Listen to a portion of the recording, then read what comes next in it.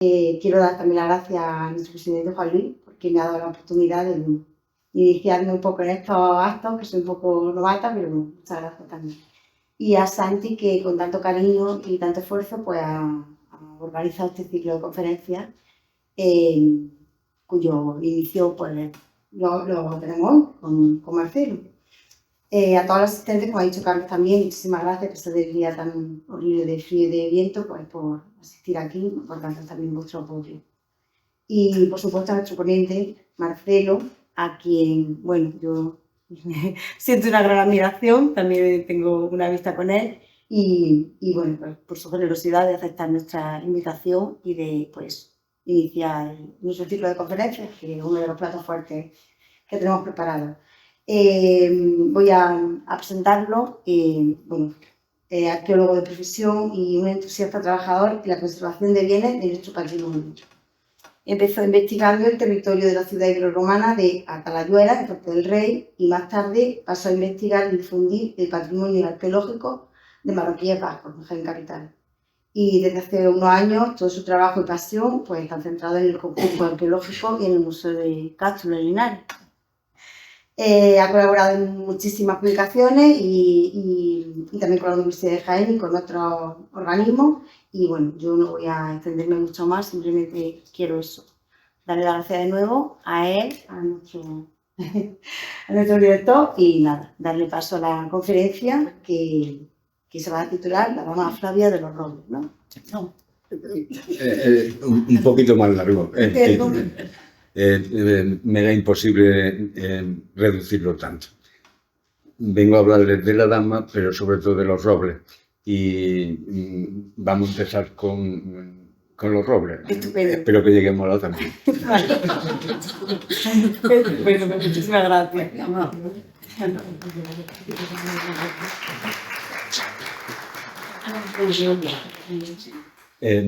Debo agradecer las palabras de presentación de Nelia, la bienvenida de nuestro director, Carlos, y felicitarlos por la iniciativa. Alabo la vocación de hacer algo y hacerlo bien. En este caso, quien me comprometió a estar aquí hoy es Santos. Y la verdad es que me siento como en mi casa, en este museo. Bueno, mi casa primera ya saben ustedes que está en Linares por ahora, así que esta en todo caso sería mi segunda casa.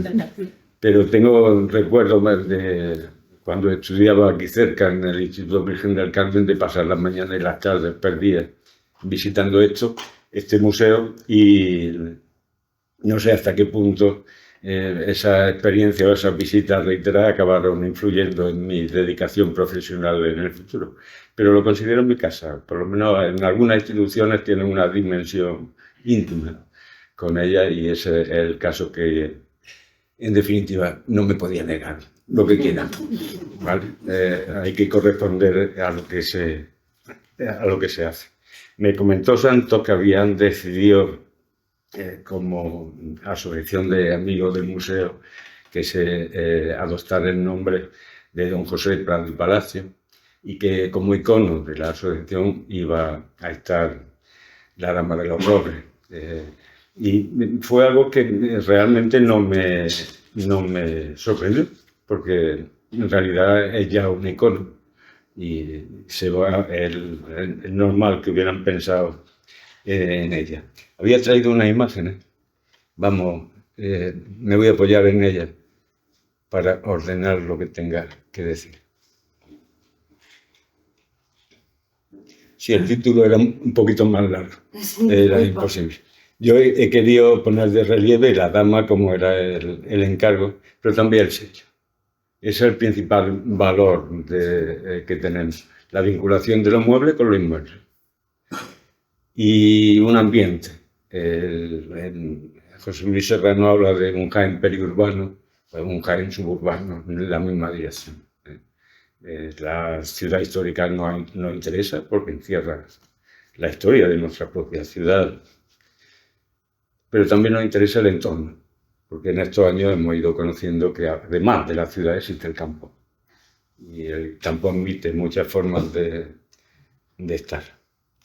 Así que, lo que les decía, la Dama de los Robles se convirtió en un icono prácticamente inmediato. No sé cuánto tiempo lleva ya esta imagen puesta. Yo creo recordar que fue inmediatamente después de la llegada de la Dama. Las excavaciones fueron 2005, 2006, pues seguramente 2007. Ya estaba esta banderola y mostrando o llamando al público que pasa por el paseo de la estación, que discurre por el paseo de la estación, invitando a su sección de arqueología, una llamada.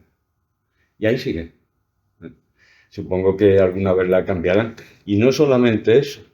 Esto es una guía que publicó nuestro amigo Juan Vicente Córcola en 2020 sobre la ciudad de Jaén. Y nada, ahí tenemos los baños árabes, que menos, la catedral, San Ildefonso, nuestro Padre Jesús. Y a ese nivel entra la Dama.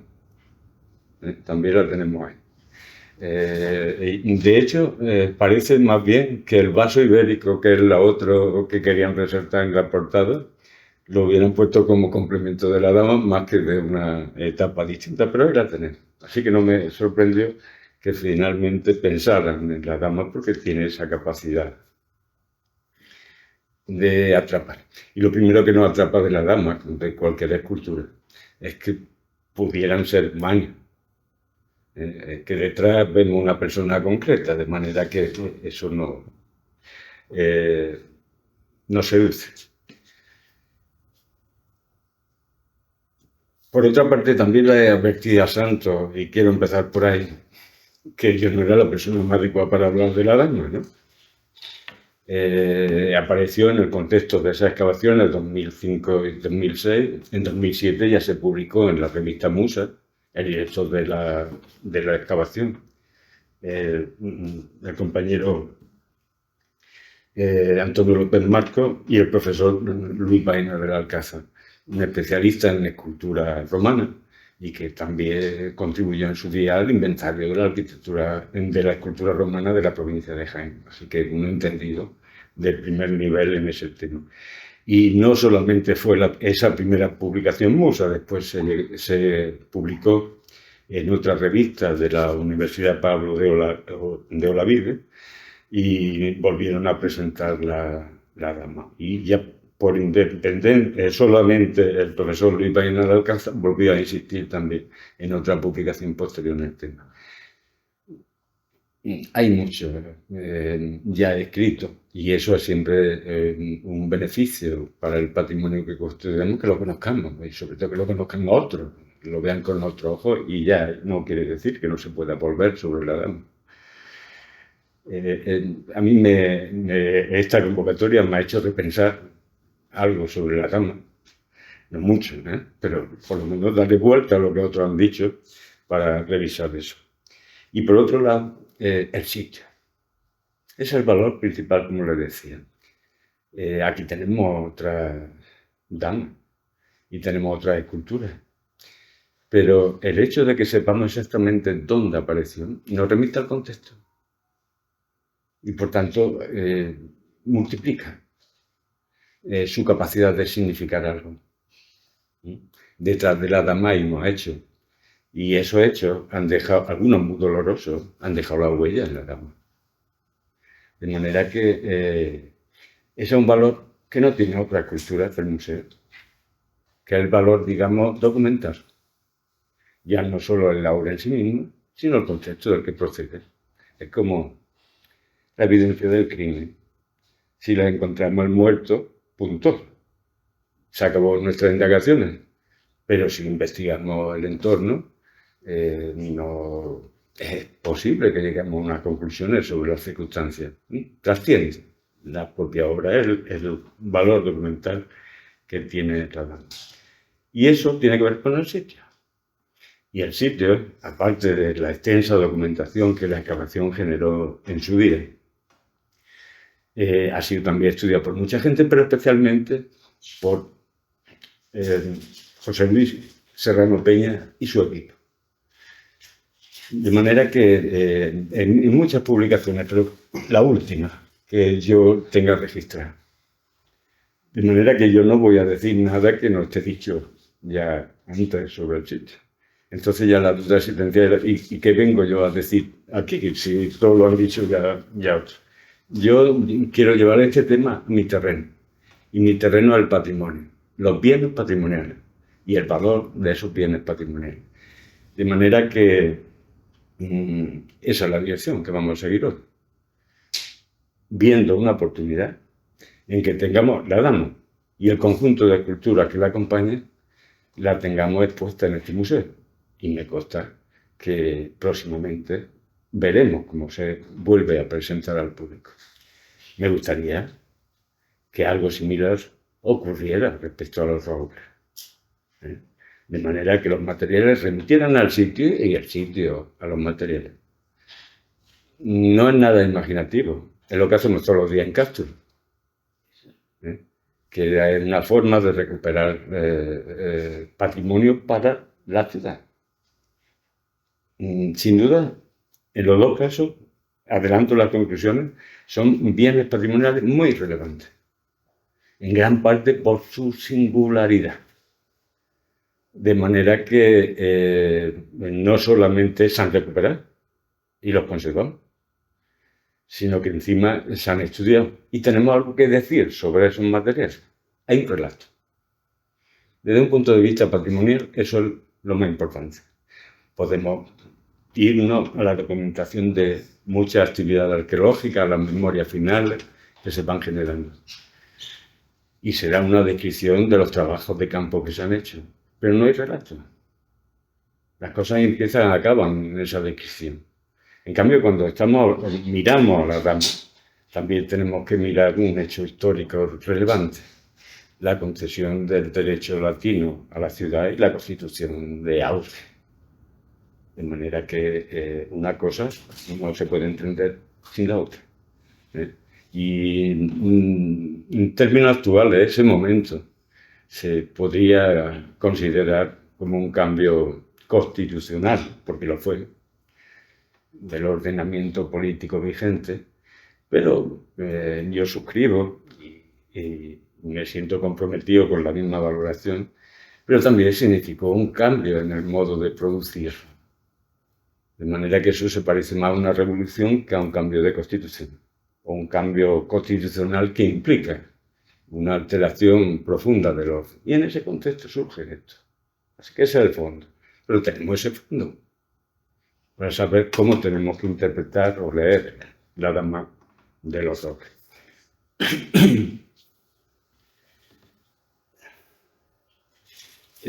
Por eso mismo tengo que dejarles claro cómo llego yo a ocuparme de este tema de los robles. Yo me relacioné con las excavaciones de los robles porque mi delegación ahora territorial, entonces simplemente provincial, de cultura, me encargó que actuara como inspector de esas excavaciones. Y esa es mi experiencia. En un determinado momento se vio la necesidad de acometer una excavación urgente. Había un peligro de expolio y intervenimos, ahora lo veremos, mínimamente. Una intervención muy encaminada a resolver ciertas cuestiones y evidentemente yo le hablaré sobre ese trocito de excavación que nosotros trabajamos en su día. Quizás nos reparemos, y conviene hacerlo, que si estábamos ahí, si se hacen esas excavaciones cuando se hicieron, no fue un capricho, simplemente porque había una norma que lo obligaba. Así que, aunque hayamos tenido ahí mostrándose los hallazgos, y aunque estén allí escondidos el sitio y los descubrimientos inmuebles arquitectónicos que generó la arqueología, pues hemos hecho posible eso. Porque antes habían adoptado muchas decisiones en caminar. Si no, habría tenido otro destino. ¿Cuánto patrimonio estamos perdiendo por el expolio cada día? Esas primeras decisiones No voy a hacer una historia detallada de estos asuntos administrativos y jurídicos que parecen ajenos a lo que esperamos aquí esta tarde, pero ese tipo de decisiones se ha adoptado desde el punto y hora que se hizo el primer inventario del patrimonio arqueológico de Jaén. Y eso ocurre en un tiempo ahora ya remoto, de los años 80, cuando la Junta recibe la competencia en materia de arqueología, de patrimonio arqueológico para ser más exacto. De manera que ya sabíamos de los años 80 que ese sitio existía. Y no solamente eso, después lo que se hizo fue delimitar un contorno de protección a ese sitio, a los robles. Eso fue de nuevo el equipo liderado por José Luis Serrano Peña quien lo hizo, que fue la revisión completa de todo el área suburbana y de posible crecimiento urbano. Digo que por esa es la razón por la que se hizo entonces eso. Para ver. De manera que ya sabíamos que existía allí. Y eso se hizo para que finalmente fuera recogido como normativa en el planeamiento urbano. Una normativa específica. Y concretamente los robles, desde principios de los 90, están recogidos en el patrimonio, en las normativas de protección del patrimonio arqueológico de Jaén, al mismo rango, al máximo rango, de la catedral. No desde el aspecto monumental, obviamente, pero sí desde el aspecto arqueológico. Un sitio conocido, documentado, y donde no tenemos ninguna duda del interés que pueda, que encierre su subsuelo. Y entonces estaba en ese nivel. Pero no solamente eso. Luego resulta que entre medias aparece otra normativa, que es una específica aplicada a la zona de Marroquíes Bajo. Y la historia que tenemos entre manos se desenvuelve en el límite de dos normativas de protección, que es el Vial Norte. El Vial Norte, Cuétara, La Pajarita. Ese es el tramo del vial. De manera que había un tipo de normativas prácticamente convergente, al menos en una parte del sitio.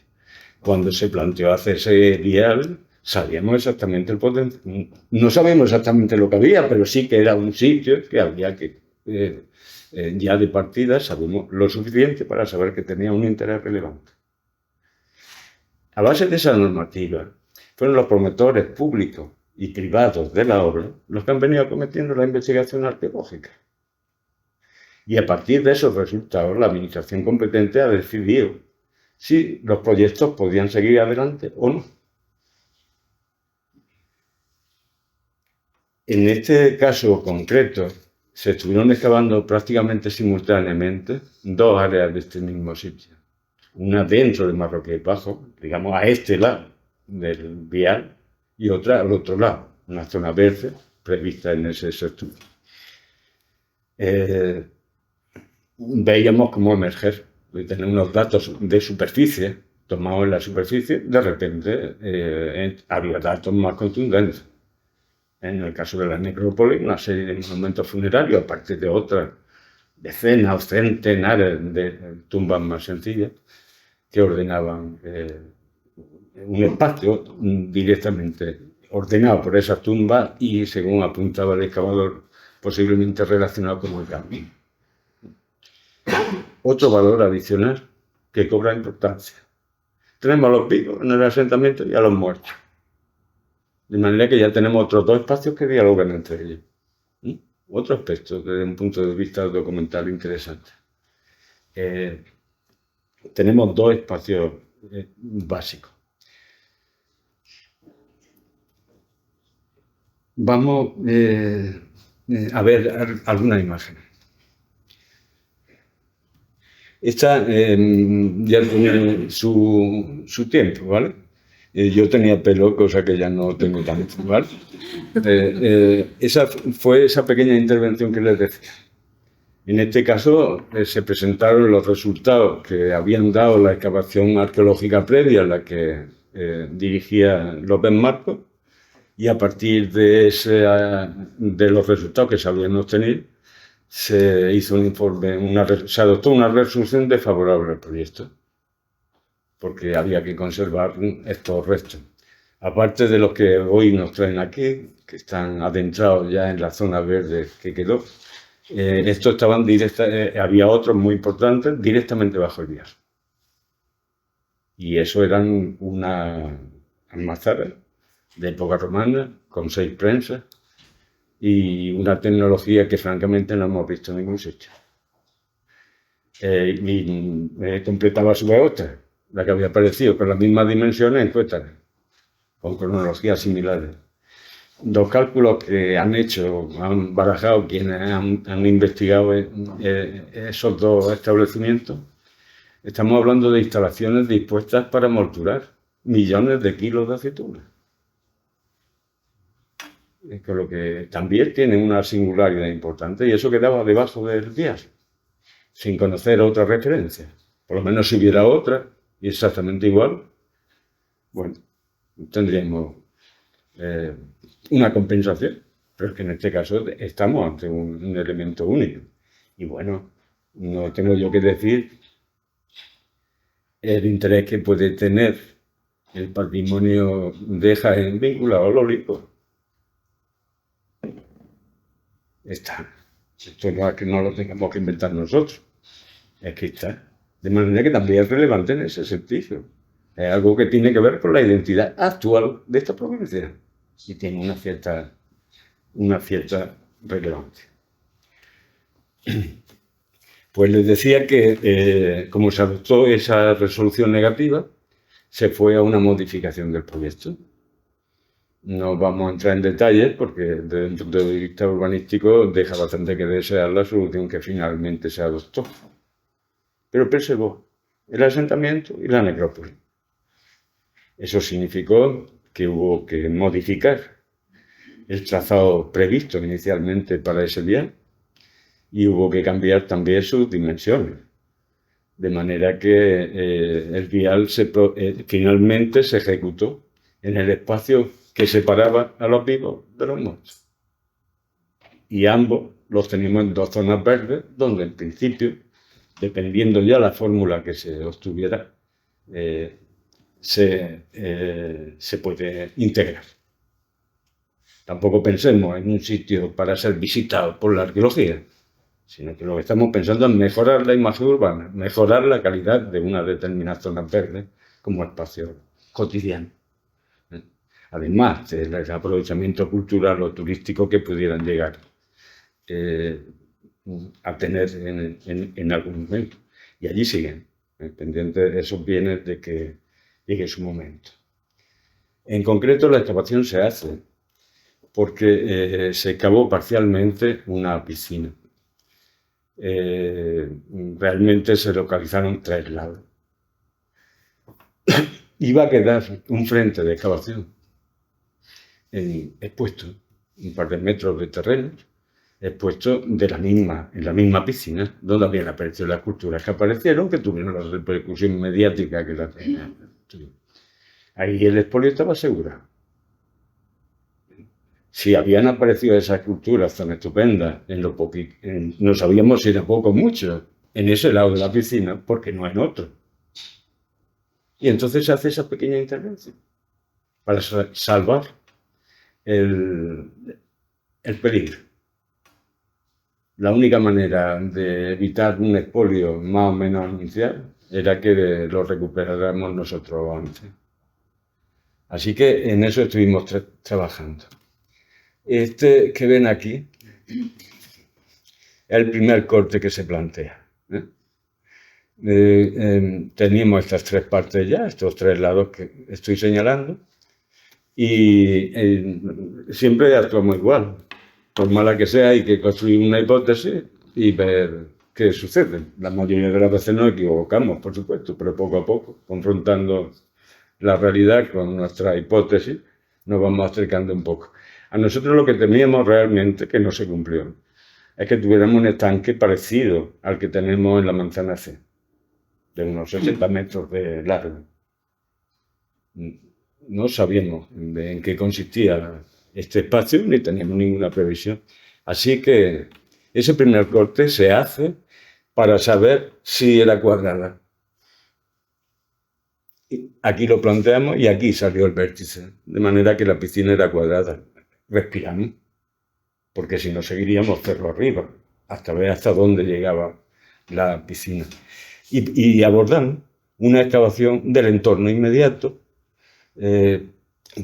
brevísima. Tuvimos colaboración, como siempre tenemos, antes no lo he presentado en la diapositiva anterior, Manuel Serrano, Juan Miguel Cazarilla, María Victoria Gutiérrez Calderón. Siempre que pedimos ayudas, él nos presta. Y para mí esa es la mayor satisfacción que puedo llevarme de la arqueología, ya que justo me lleva bastante, así que como aspecto positivo, sin duda, ese tema. Y bueno, cumplimos nuestro propósito. Apareció otra escultura dentro de la piscina en lo que nosotros habíamos excavado, de manera una diana. Me parece, si no fallo, tirando de memoria, tenemos 2 Venus, tenemos a la dama, tenemos un Priapo y quizá algunos fragmentos menores, pero tenemos un conjunto, que es un tema importante. De hecho, si tuviéramos que buscar una identidad común al conjunto, todos son divinidades que tienen que ver con la fecundidad, concretamente. Bien, en la siguiente imagen vemos exactamente de lo que le estaba hablando. Nosotros, ahí están excavados más de 3.000 metros cuadrados. Eso quizás ustedes no tengan referencia, pero para nosotros es una excavación inabordable. 3.000 metros cuadrados. En los últimos 2 excavaciones, 2023 y 2024 en Cástulo, hemos excavado 600. Ahí hay 3.000. Solo en esa zona. Y nosotros lo único que aportamos es este bocadito que hay aquí. Este corte y este otro. Todo eso es nuestra excavación.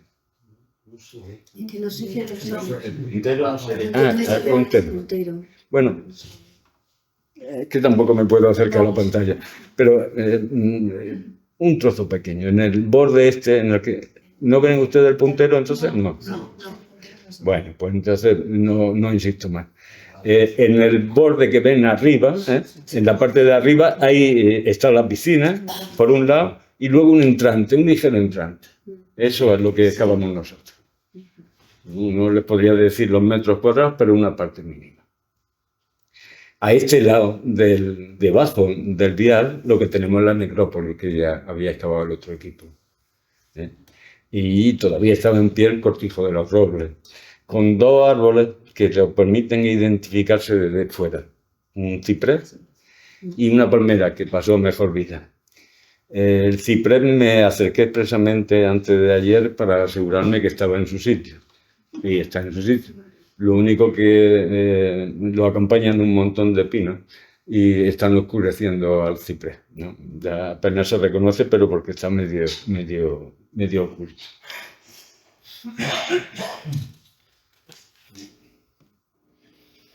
Esta es la imagen hoy. Ya ven la curva que le hicimos a la vía. Eso los conductores no lo agradecen, se acuerdan de todos nuestros antepasados cada vez que tienen que enfocar una última curva antes de desembocar directamente en la rotonda. Observen también que nos hemos quedado sin acerado. Se redujo la vía en su extensión y se adopta esto, malas soluciones urbanísticas.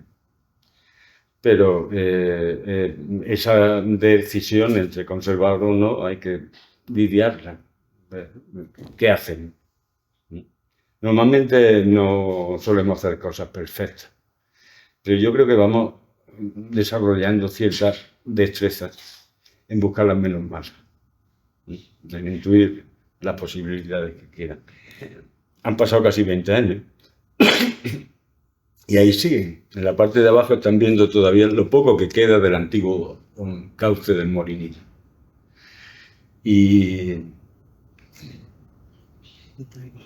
Y en el otro lado, en el borde, pegando al actual vial, son las excavaciones de por donde iba el vial antiguo, que se han desviado. Bueno, al desviarlo, con lo que ahí tenemos un frente de conservación importante. Nos queda mucho por saber de este sitio, pero sabemos bastantes cosas. Lo que no sabemos es cuándo esto se va a poder abrir al público. Sería una pregunta bastante pertinente.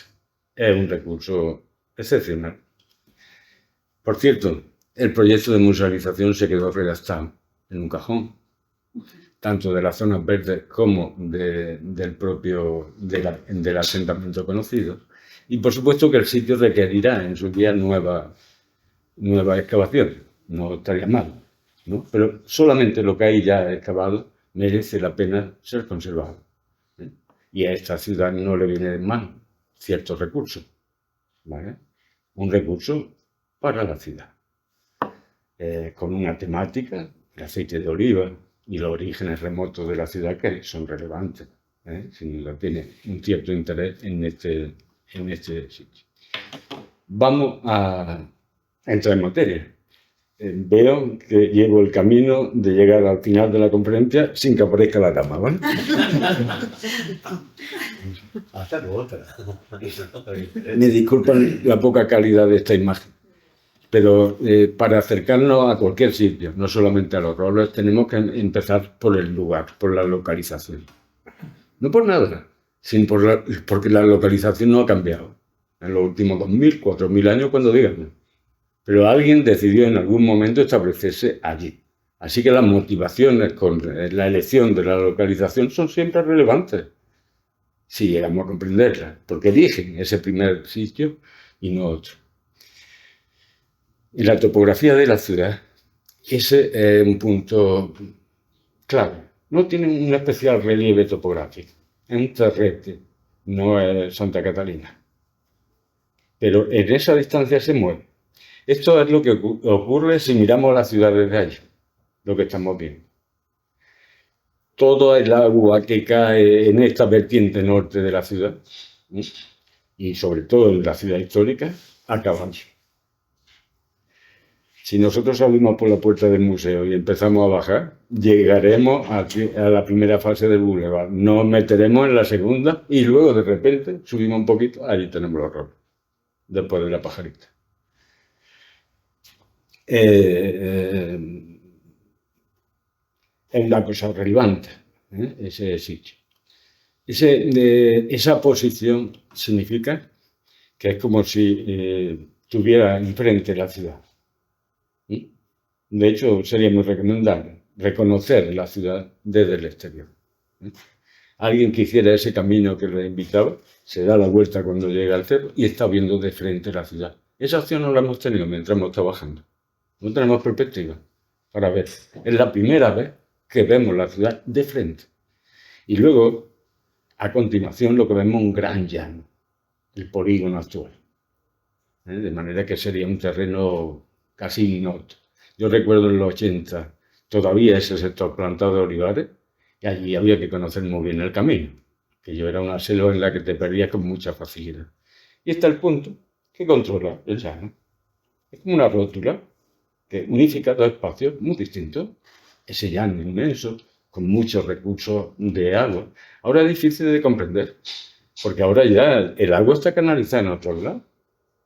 Pero por encima de los robles se unen el arroyo de la Magdalena, que ha sido el caño histórico de la ciudad de Jaén, con el del Molinillo, que vendría a continuación y que va drenando pues, lo que ahora mismo sería la Fuentezuela, y yo creo que llegaríamos hasta el Alcázar, drenando. Toda esa gran cuenca pasa por allí. Por lo que ese arroyo históricamente era un recurso, no faltaba el agua, y cercano a zonas de huerta y ese aprovechamiento históricamente han sido siempre lo mismo. Estamos hablando de época romana, pero también tenemos en el mismo cerro de los robles ocupación de época islámica. Está todo, el ibérico antiguo. En realidad el sitio es como un resumen de la secuencia de la ciudad en pequeño. Y eso es un valor a tener en cuenta.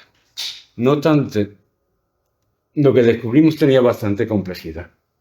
Dejando fuera la necrópolis, dejando fuera el molino de aceite, Esto era la zona más cercana. En la parte de abajo, este cuadrado que tenemos era la piscina emergiendo. Esto me gustaría señalarlo, pero no se me ocurre cómo hacerlo. Bueno, a ver si consigo la descripción. Ahí estamos viendo, para empezar, un cuadrado, un establecimiento cuadrangular. ¿Eh?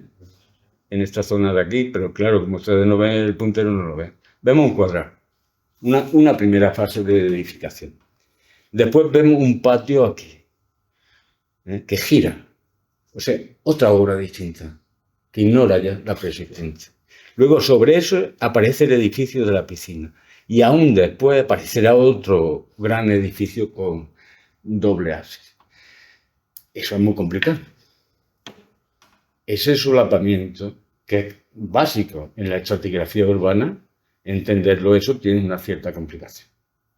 Así que el esfuerzo tanto del equipo que en su día lo excavó, como de los que después han revisado esa documentación, yo lo tengo que agradecer mucho. De manera que ese frente que ven abajo es el frente que se quedaba expuesto a partir de entonces, sin tener certeza de cuánto tiempo quedaría allí expuesto. Y ese fue el objetivo, conocer hasta dónde llegaba esa piscina, ese depósito de agua, y recuperar lo que pudiéramos, lo que contuviera. Y de la misma forma, pues conocer, como siempre hacemos, cómo esa pieza se sitúa en la estratigrafía, que viene antes y que viene después, y sobre todo también en el espacio. Tenemos una piscina, vamos a ver dónde está la piscina, qué arquitectura contiene esa concreta pieza. Bueno, pues si esto no se ve bien, esto ya es imposible, ¿no? Pero al mismo plano, pero levantado, ¿vale? Uno de los elementos más llamativos de este sitio son esos dos ábsides enfrentados que estamos viendo, ¿no? Y que, por cierto, es un edificio posterior, pero que hereda los trazos previos de la arquitectura que contiene la piscina. Pero aquí tiene otro ejemplo de lo mismo. Brunier. Otra aula doble ábside. No es por nada, pero la de Bruniel en comparación a la de los Robles está bien hecha. La de los Robles plantea serios problemas de interpretación. Va empezando porque no hay ninguna simetría entre los dos ábsides, uno es ultracircular y el otro puede ser distinto, en fin. Que entender ese edificio cuesta también, todo, porque los tenemos a un nivel muy fragmentario. También da la casualidad que precisamente la parte que ocupaba el vial en inicio es dentro de todos los robles la zona más expuesta y por tanto la que ha sufrido más erosión históricamente hablando, pero a pesar de eso, ahí están lo que hemos encontrado. Y que si mira a la derecha ese ábside debía de ser muy alto porque quiere contrafuerza. Sí, siempre hemos pensado eso. Y el otro también, quizás no tan grande, quizás no destacable. El que hay a la derecha, pues sí tiene fuerte. En cambio, no estamos viendo contrafuertes en los, no, en los de los robles. En el otro sí hay, en los laterales parece que no hacen falta. Pero en los robles no lo vemos, de manera que atinadamente deberemos pensar en un edificio más bajo que el que tenemos allí. Y seguramente habrá que revisarlo. Yo creo que en el caso de los robles tenemos dos cosas distintas. Esos son los caprichos también de la conservación que decimos nosotros diferenciar. Cada elemento pues tiene su propia historia efectos de conservación. Pues hemos reducido del sitio de los robles a la piscina. Ahora vamos a ver su entorno inmediato. Una pequeña pieza dentro de un sitio enorme. Esa es la imagen que proponemos. Ahí lo que tenemos es la piscina en el centro de unos 6,6 metros de lado. Tenemos luego un marco terrizo. Hemos imaginado ahí un seto. Y luego tenemos otro marco, que es un basamento corrido para la columna, un espacio porticado. Ese basamento corrido es pura ficción. Las columnas también es ficción nuestra, ¿vale? En el sentido de que no sé si en la excavación se hayan documentado algunas de las columnas que pudieron haber estado allí. Realmente lo que vimos allí era que cada columna busca el cimiento en el fondo, ¿eh? Y que lo que nosotros observamos era el primer trazado de la columna resuelto con ladrillos circulares. Y sobre esas columnas de ladrillo se hace o se camufla el podio. El podio no tiene una capacidad portante, es puramente decorativo, de cierre de ese espacio. Y a partir de ahí pudieran haber sido columnas o pudiera haber continuado la columna de ladrillo y estar revestida de algún tipo de estuco o demás. Cualquier solución sería viable. Luego de ese espacio no tenemos, tenemos constatar solo dos entradas. Una situada en eje con el edificio y otra que es claramente una puerta trasera, una entrada secundaria, situada en una esquina. El desagüe de la piscina pasa por debajo de esa puerta. Va desde una esquina a esa puerta que ustedes están viendo allí. Esto ha sido interpretado por el excavador y también por José Luis Serrano como parte de la villa, de la parte, digamos, doméstica y residencial de la villa, como una pieza de ese. De manera que en esa lógica ellos quieren ver espacios residenciales a un lado y a otro. El caso es que en nuestra indagación no lo vimos.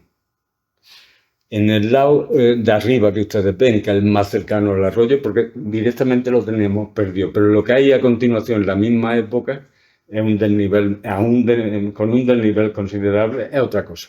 Nada que ver con los pavimentos de mosaico ni con los estucos que tiene esta pieza. Está a otro nivel y es otra cosa completamente distinta. En el caso de, según lo están viendo ustedes a la izquierda, ahí sí documentamos, aquello era una bodega. Dolia, grandes tinajas, ánforas, nada residencial. Abajo hemos dicho lo propio y tampoco vemos conexión como ocurre allá. Tal vez a la derecha hubiera una conexión, pero tampoco la tenemos clara. También porque en general la erosión ha afectado a la parte de arriba y de la derecha, en este sentido, ¿vale? Y la puerta. Delante de la puerta sí. Delante hay otro edificio con los mismos mosaicos y continúa. De manera que quizá el aspecto que tiene esto es de un peristilo. Que haya en la parte alta del cerro esa parte doméstica o residencial y se asoma esta pieza.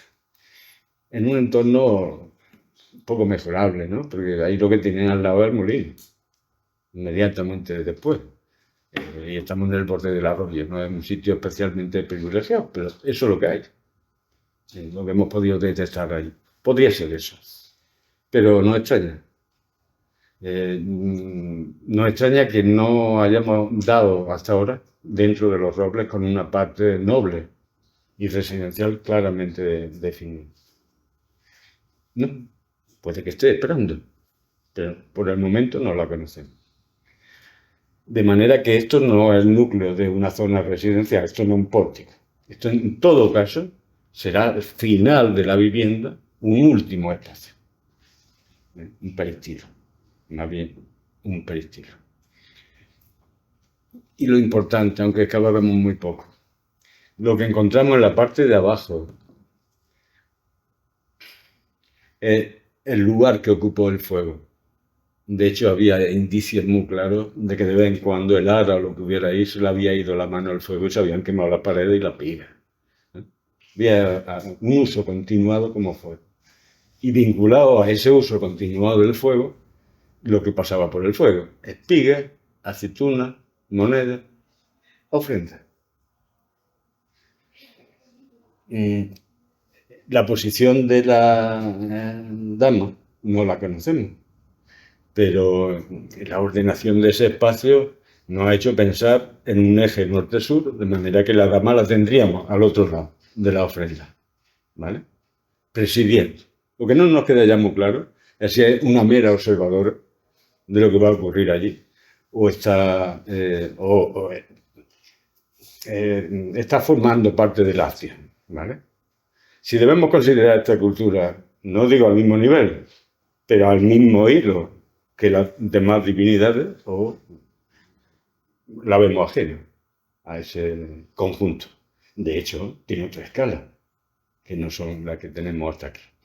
También nos sirvió el punto de fuego para comprender que las esculturas de menor tamaño estaban precisamente ahí, porque había pequeños fragmentos.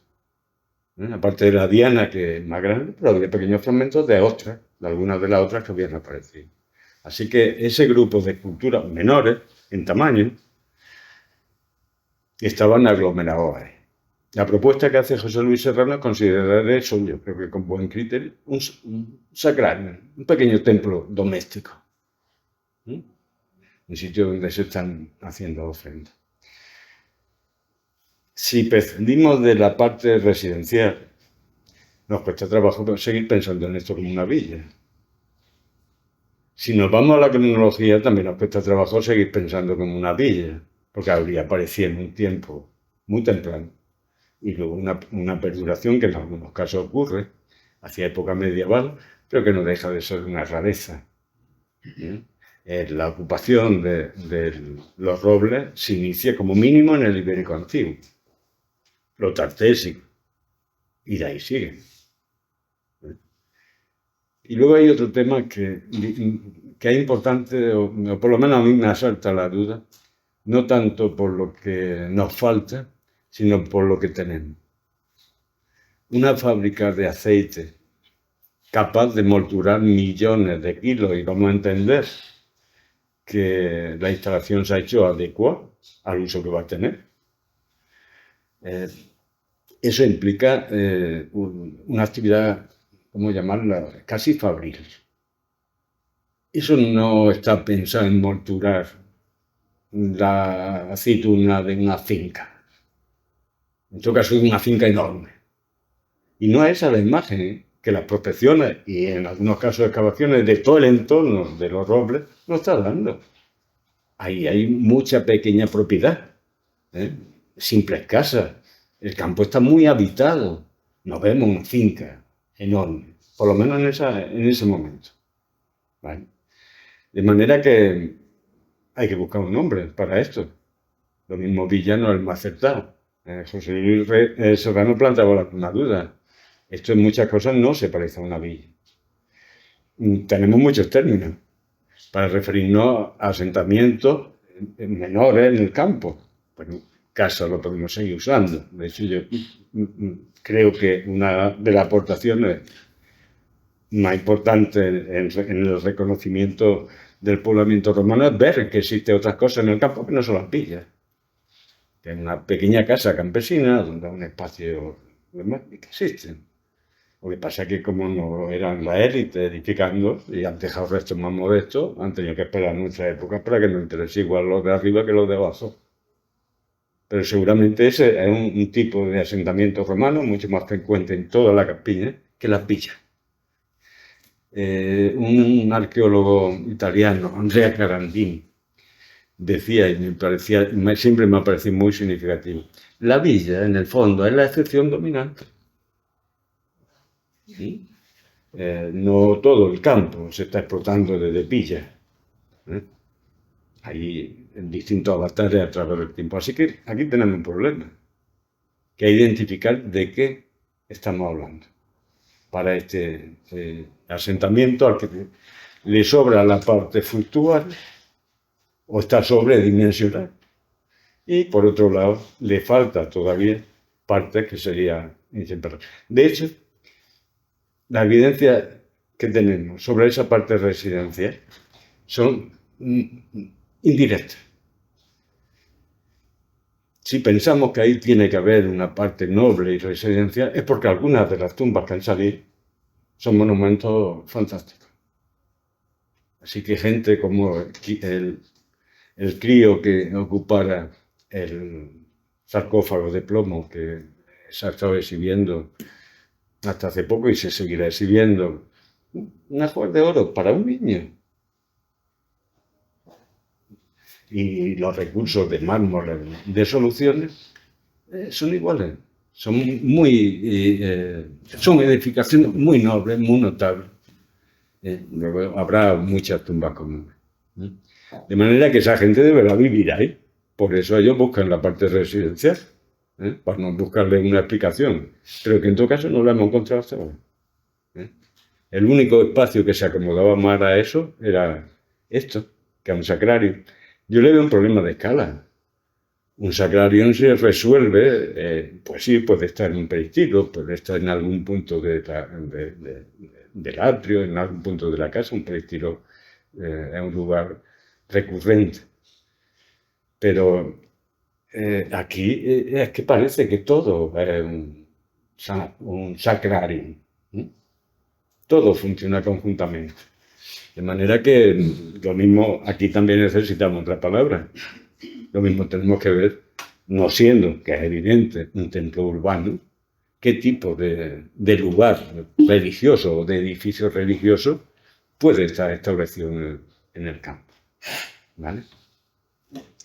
Y aquí una alegría de mi compañero Paco Arias, del que es responsable, del que las imágenes van todas a su cargo, las que estoy utilizando, de cómo sería eso.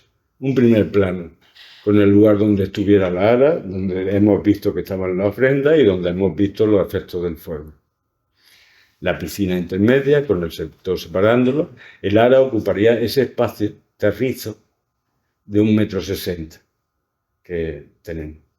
Y en el otro lado, presidiendo lo que allí sucede, la rama. La cabeza se encontró en el rincón, arriba a la derecha, en la esquina, puede ser ese el lugar. En cambio, los demás fragmentos recogidos en algo en torno a la llama, que desconocemos. O bien un mueble de madera, o bien un altar en la zona que no hemos acabado de excavar. En todo caso, ahí estaríamos viendo lo que ocurre en el patio desde la puerta. Y la puerta trasera que les decía la están viendo al fondo a la izquierda. Así que yo lamento muchísimo que ustedes venían a saber algo más de los robles y de la rama y todo lo que le planteo son dudas. Pero es lo que hay, que no hay otra cosa, ¿no? Una aproximación a la arquitectura. Tenemos una pieza y a partir de ahí estamos tratando de abrir el zoom y entender cómo encaja esa pieza con otra. Dos partes diferenciadas, una estrictamente productiva y esta que en principio debemos considerarla un espacio religioso. Vamos al tiempo.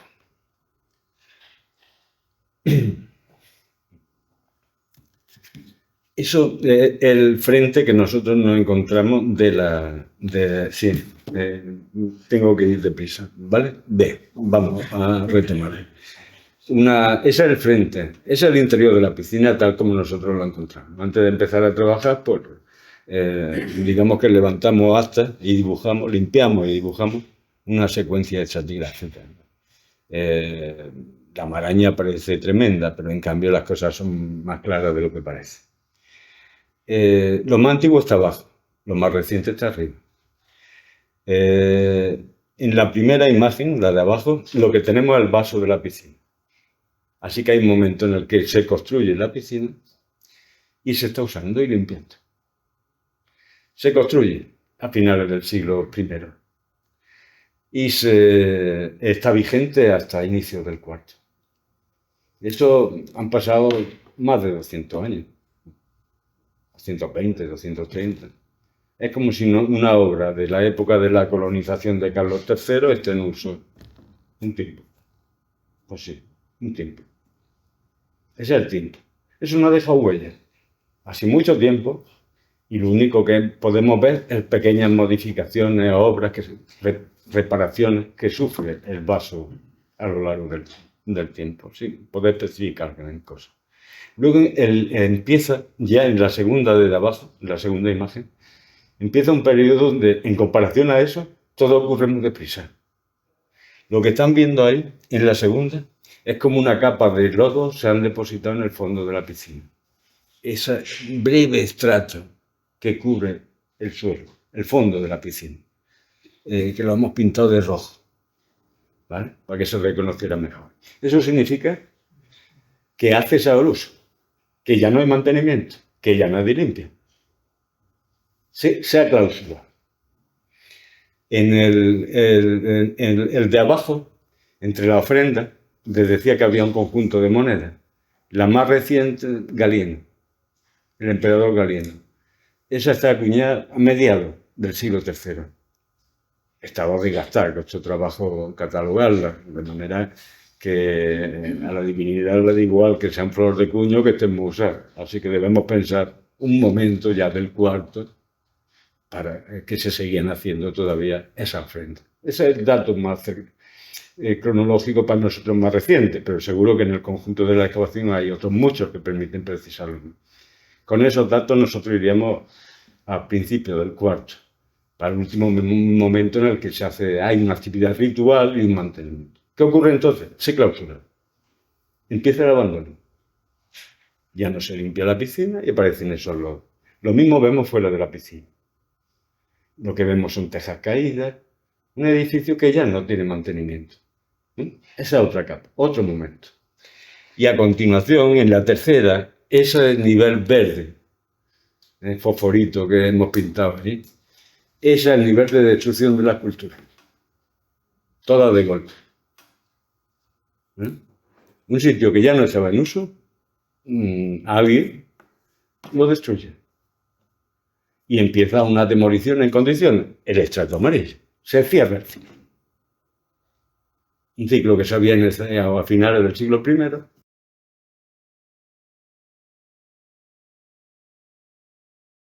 Esa cosa nueva va a ser la gran nave con doble ábside, que en parte va a reutilizar los muros preexistentes o marcan su orientación general. Así que piensa en la complejidad cronológica que puede tener un sitio. Si esto es un pico de excavación y nos ha permitido matizar esta serie de cosas. Y cerrando. La dama, por fin. Aquí nos hemos permitido el lujo de hacer lo que nunca haríamos con la dama real, limpiar o añadir algunas partes.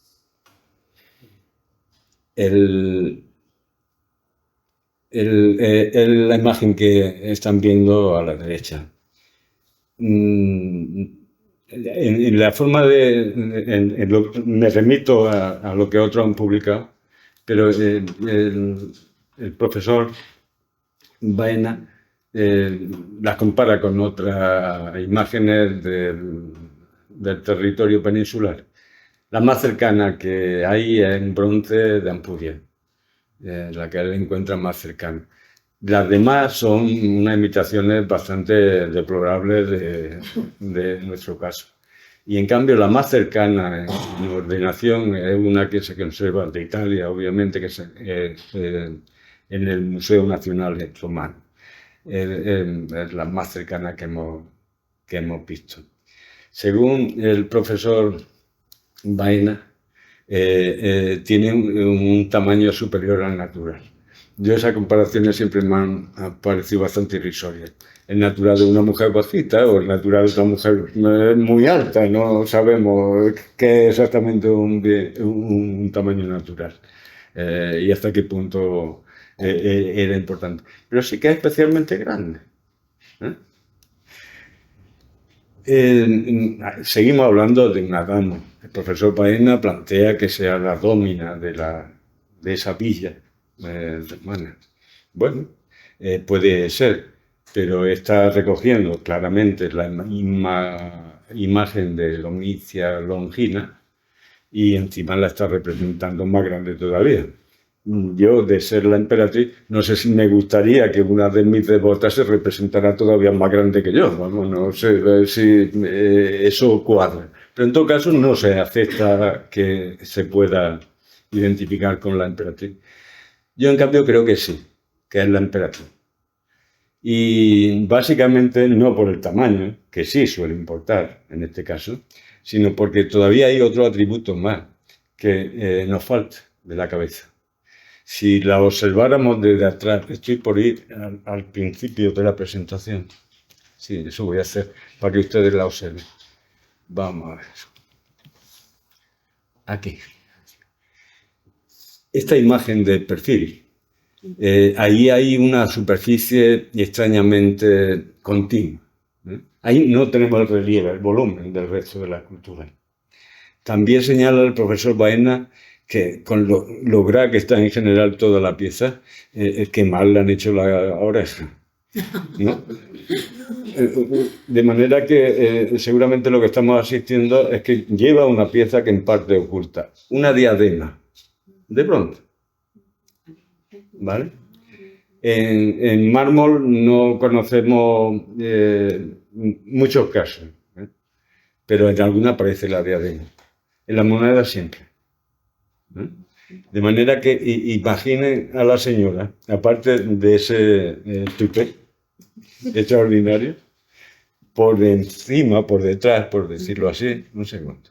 Voy a volver al final y lo vemos un poquito más grande.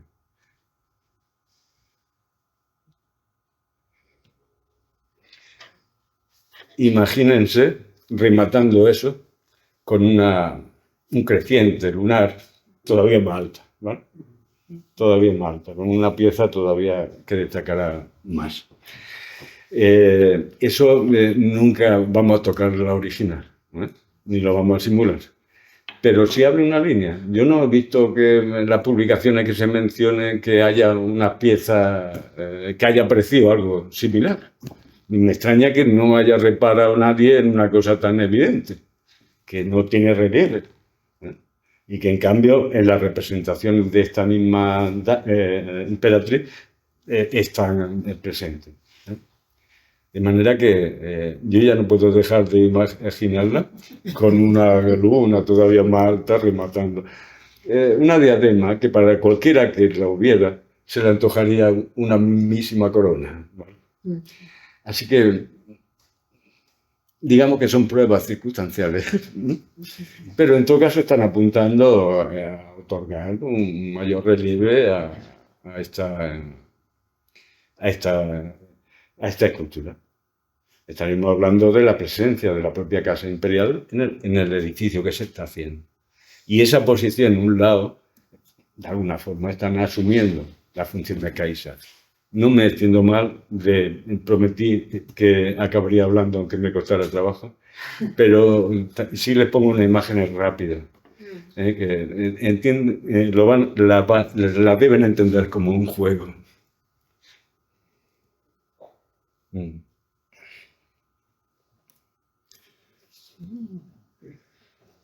Le puedo asegurar que los rasgos son exactos.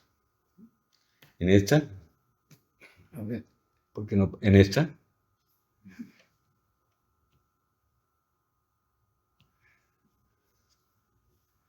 vale, por Dios.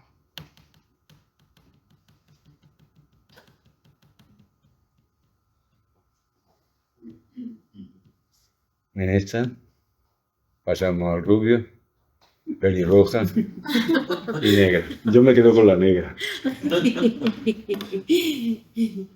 Están también Juan Carlos, Alfonso aquí. En Linares hacemos un taller para niños que consiste en colorear a Valeria. De manera que una parte de destreza de los críos con la pintura. Otra parte que se llevan a su casa su Valeria. Y que acabará dando vueltas por la casa hasta que finalmente se rompa algún día, pero recordará que alguna vez lo fueron. También les sirve para iniciarse en la vestimenta, en cómo lo resuelven. Y ahí cesa ya el valor documental, ahí cesa ya el conocimiento, digamos, científico, y empieza la creación, como una forma también de apropiación. Empieza la creación y empieza también la manipulación. Yo me quedo con la negra porque es lo que nadie se espera. Pero en cambio, objetivamente, no tenemos ninguna razón para preferir a una sobre otra, ni nunca la vamos a tener. Lo mismo que, además, tampoco sabemos hasta qué punto la cultura era fiel a la auténtica, ¿vale? El retrato romano tiene el aura de ser muy fiel.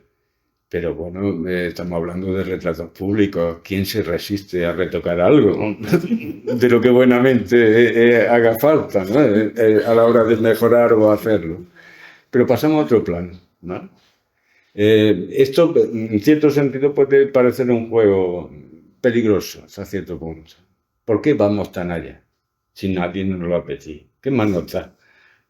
Pero de alguna manera humaniza a la mujer concreta que hubo detrás de la propia escultura. Así que yo me habría gustado decirle que vamos a volver a trabajar en los robles, que lo vamos a reintegrar al patrimonio de la ciudad, porque lo que tenemos encima de la mesa es un problema de mejora de nuestra ciudad. Tenemos un asunto de protección del patrimonio, pero también una oportunidad de mejorar los recursos de la ciudad. Lo mismo que va a ocurrir en este museo dentro de poco. Y esos dos sitios, el sitio y el museo, deben de retroalimentarse. Y ya cuando acabemos de recuperar los robles, podemos empezar con marroquíes, que faltaría. Gracias.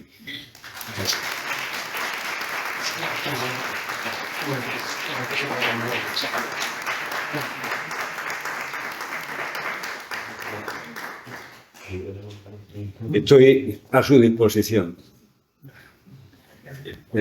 ¿Alguna pregunta, alguna duda o son todo dudas? Sí, yo quería preguntarte los terrenos que hay donde van a hacer las mega vueltas estas solares, ¿están relacionados con esto? O... ¿En esa misma zona? Sí, estamos arriba. Sí. Digo que por lo visto también hay Sí, en general, en ese caso, la normativa pasa por los estudios de impacto ambiental y son pocos los sitios que tienen su propia normativa de protección en el planeamiento urbano o por cultura.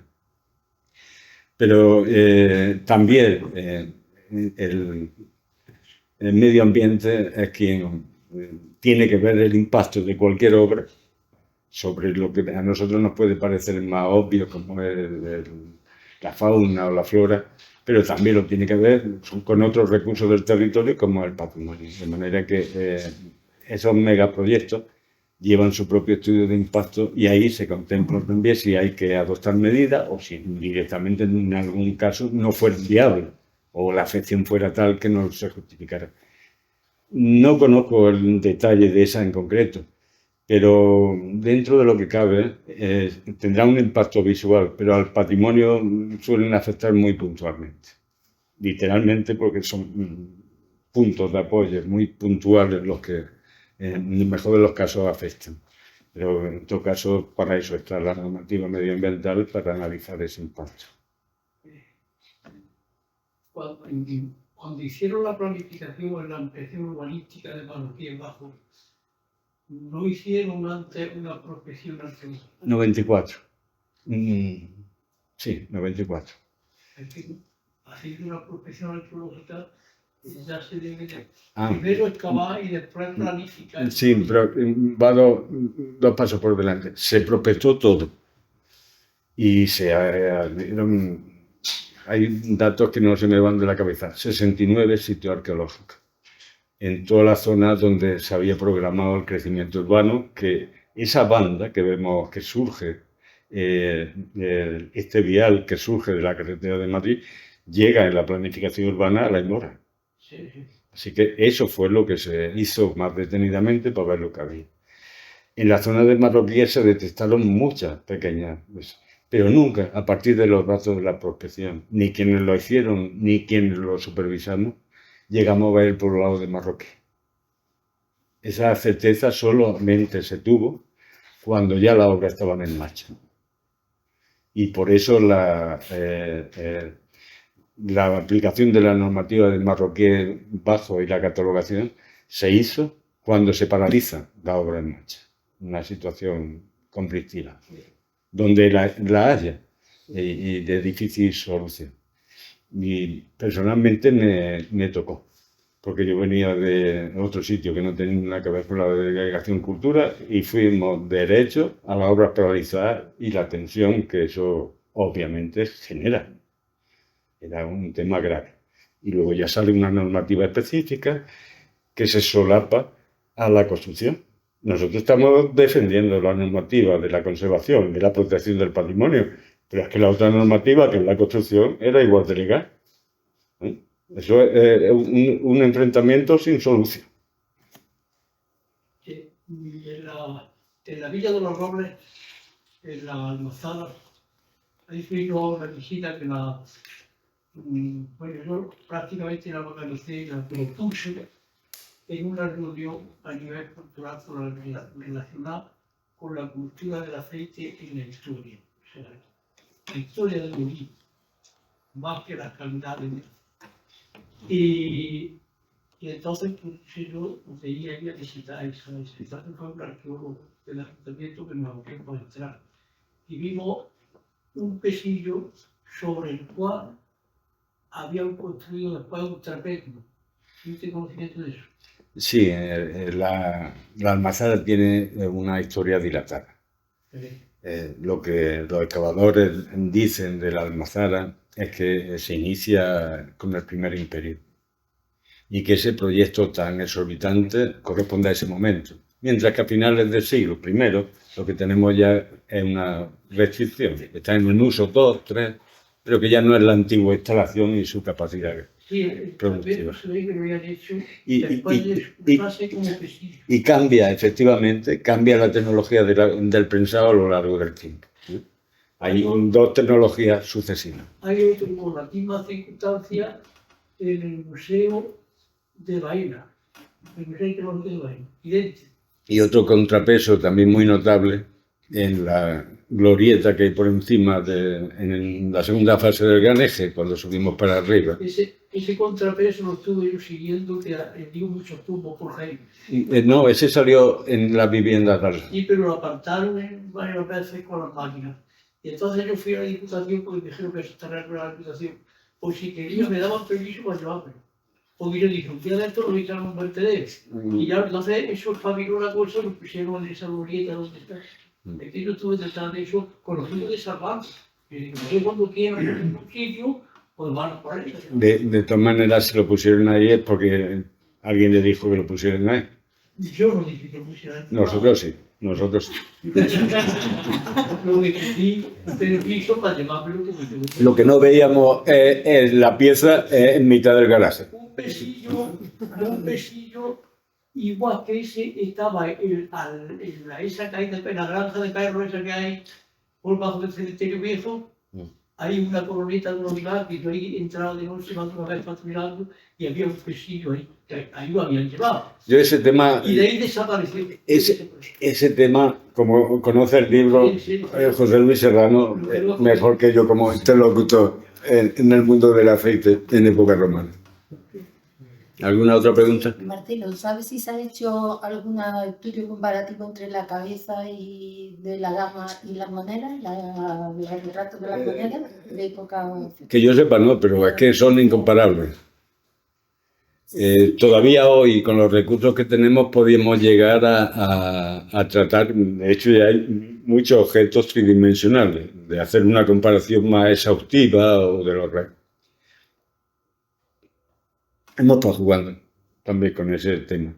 Como ya tenemos el modelo 3D, lo hemos estado comparando con otros modelos cercanos, con el mismo tema. Pero eso ya estaba resuelto. Eso básicamente no se ponía allí el escultor a ver cómo se ha levantado hoy Domicio, sino que hay una serie de retratos tipos que son los que se repiten.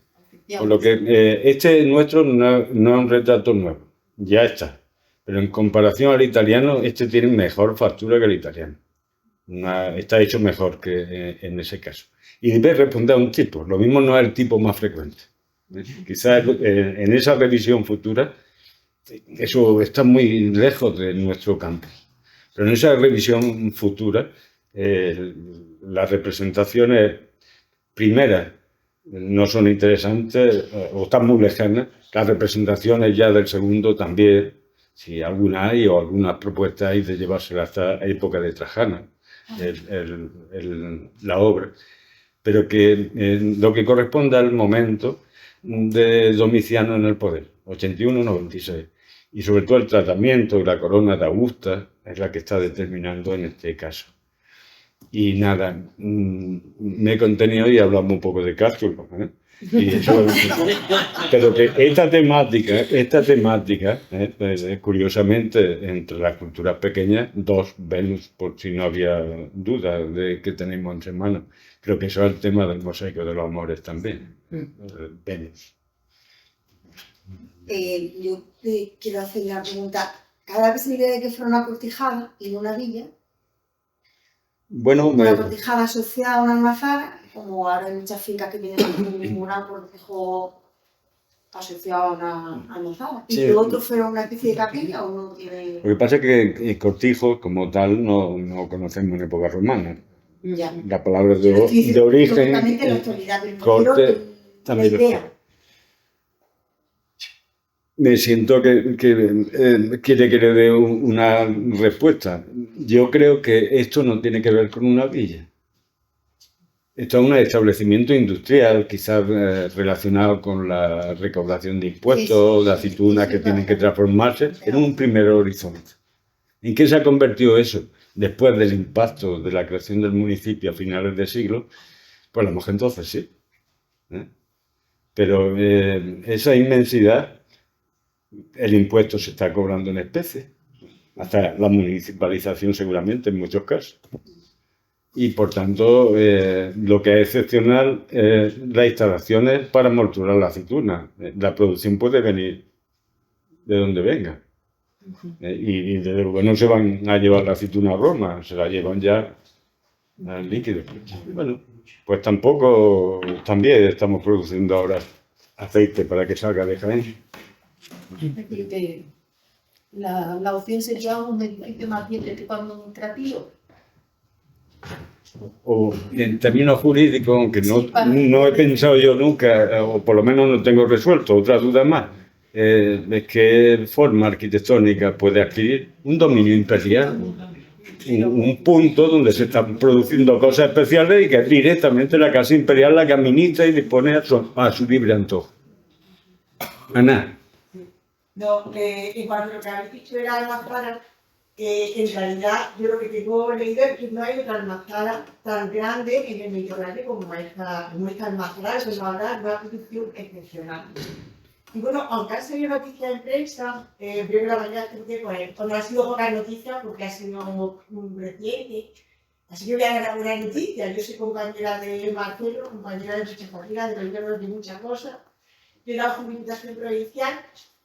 Y precisamente han venido los fondos de los fondos europeos, de los fondos de IRS, donde una de las líneas de actuación va a ser la recuperación de la villa romana de los Roques. Esta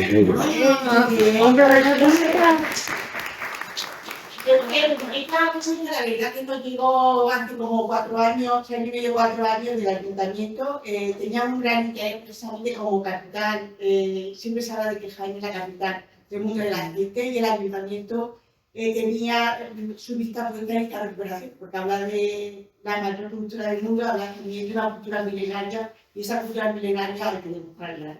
Entonces, vinieron con un proyecto muy bonito a la Diputación. Nosotros conseguimos fondos por oleoturismo, también lo ha conseguido el ayuntamiento, que lo consiguió también hace unos 3 años, y ahora estamos con el proyecto que precisamente mañana entra en integración. y vamos a empezar a trabajar con la delegación en este proyecto, bueno, que tenemos mucha ilusión, que en parte lo vamos a financiar con nuestro fondo de diputación y la otra parte, pues ya se ha puesto en marcha el ayuntamiento también para la puesta en marcha del mismo centro de interpretación pequeño, y nosotros nos vamos a centrar en la recuperación, en el vallado, en la protección y la adecuación de estos. Una alegría, ¿no? Estamos escuchando algunas notas de prensa, pero bueno, pues vienen con Fondo Europeo y demás, muchas veces Pasa desapercibido. no pasa desapercibido, ¿no? Pero sí que ya se ha lanzado, por eso, por la ya quería compartir, porque se me ha venido a la hora de que Han pasado más de 20 años ya y yo no sé si estaré aquí en los siguientes 20 años. Así que si vamos empezando, será un proyecto que disfrutaré. Yo he visto muy bonito lo que después de la investigación que había dicho es que se habla tan costoso, puesto que lo más grande es la adecuación de estos edificios. Muy bien, bravísimo. En la ética no sabemos si no tiene No, ni en la Bética ni en todo el imperio. Por eso lo de la Casa Imperial, ¿no? Porque es una obra muy específica dirigida a algo. Y en este tema. Ah, sí. Exactamente. Por la zona Exactamente. Luego en el siglo XVII aparecen ya mucha prensa de torre por la parte de Sevilla. Lo que aquí hay mucho menos, por eso yo me tengo mucho la historia del aceite y la ética en la parte, creo, en la parte de Jaén, que aquí decía muchos hectáreas, que aquí llegó después, pues llegó antes. Sí, eso estamos viendo. Que siempre la producción se llevaba al Guadalquivir medio, porque allí se veían los envases, las ánforas. Pero está claro que esa cantidad de aceite salía de Jaén, se estaba produciendo aquí. Esa misma presencia a partir de las muestras de los sedimentos la vemos también en Cástulo. El olivar se abre paso en ese momento justamente, en el primer imperio. Y lo que debemos de pensar es en algún sistema de transporte que nos deja una huella arqueológica hasta sitios como el Guadalquivir medio, donde ya el río tiene una capacidad navegable que no tenemos nosotros. No sabemos cuál es eso, pero que esto lo aprendimos en contra de lo que pensábamos. Lo que pensábamos es que no se estaba produciendo aquí el aceite, ahora vemos que sí. Muchas gracias. Queremos dar por finalizada esta conferencia, cuando le doy las gracias a nuestro director y a Marcelo, por supuesto, y hacerle entregar un pequeño blog de notas que tiene a nuestra querida dama. Pues me va a venir estupendo, porque el que tengo ya lo tengo agotado, ¿vale?